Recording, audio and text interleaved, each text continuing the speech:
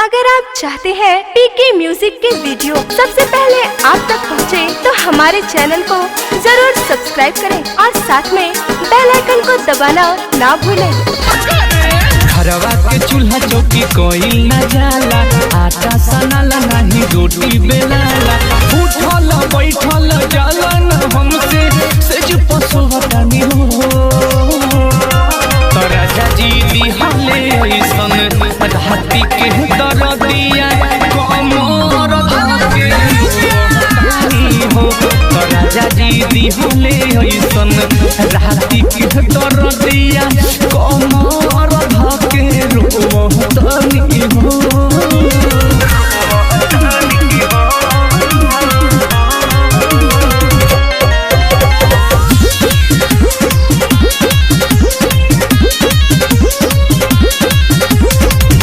मोली दो तुम हमारा मिली आराम हो, टूटता बजरिया हमार सुबह शाम हो।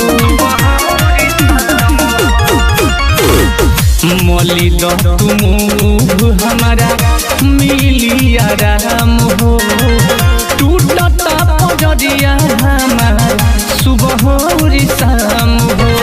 लागत जानी निकल जाई जान पीड़ा कैसे सहतनी हो।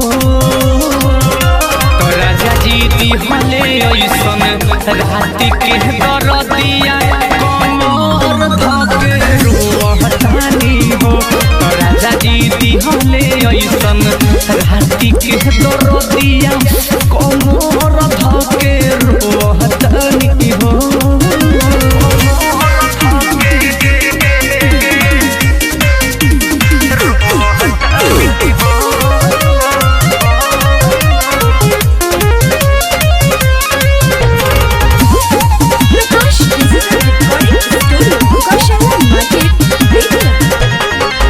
देवरू अर्जुन से कहनी लाई दो दवाई हो, देहल कोरी होइया बिने अकेला मुचुकाई हो।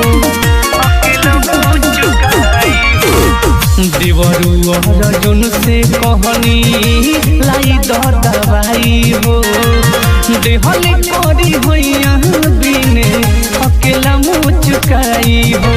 धैले बेमारी बा हमारा के बड़ हम कैसे के रहतनी हो। राजा जी दिहले ऐसन राती के दरदिया कमर धके रोहतानी हो। राजा जी दिहले ऐसन राती के दरदिया कमर